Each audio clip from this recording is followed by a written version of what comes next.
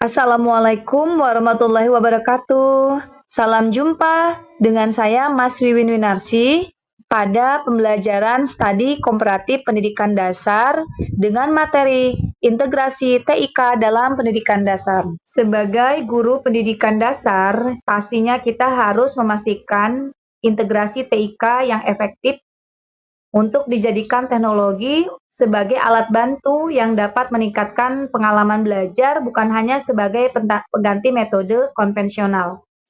TIK sendiri juga bisa menjadi sebuah perencanaan strategis yang disesuaikan dengan tujuan kurikulum dan karakteristik usia siswa.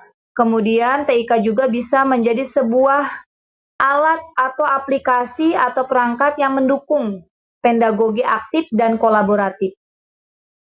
Dan juga integrasi TIK sendiri bisa sebagai pengembangan diri untuk melatih perkembangan teknologi terbaru dalam bidang pendidikan.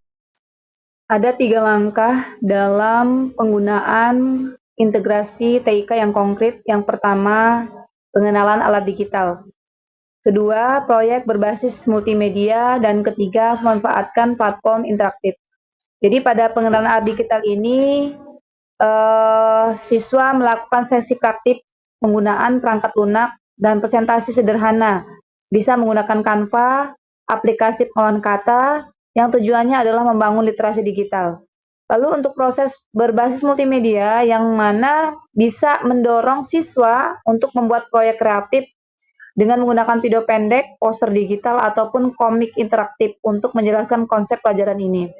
Lalu pemanfaatan platform media interaktif itu sebagai kuis interaktif dan juga asesmen informatif yang cepat dan menyenangkan dengan menggunakan kuisis ataupun juga Kahoot sebagai sumber daya daring untuk memperkaya materi.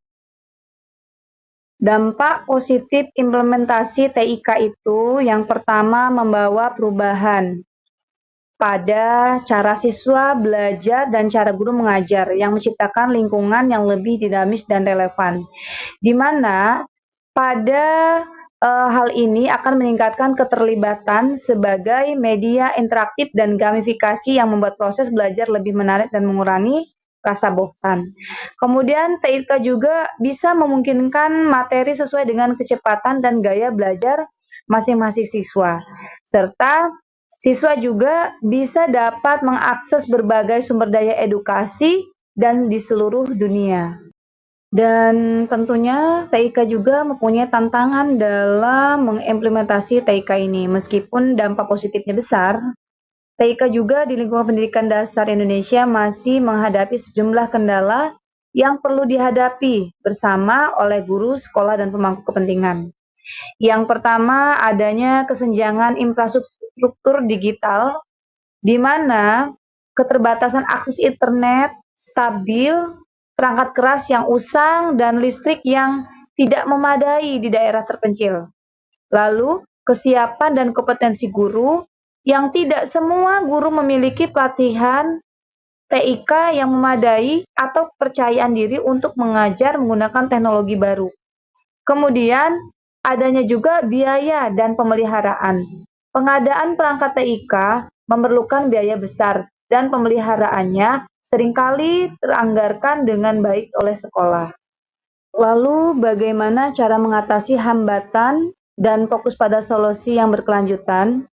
Untuk memaksimalkan manfaat TIK, harus fokus yang dialihkan dari masalah ke solusi yang praktis dan berkelanjutan, di mana adanya pelatihan berbasis komunitas yang dapat mendorong pelatihan internal dan peer-to-peer dan gugus kerja guru untuk berbagai praktik terbaik TIK.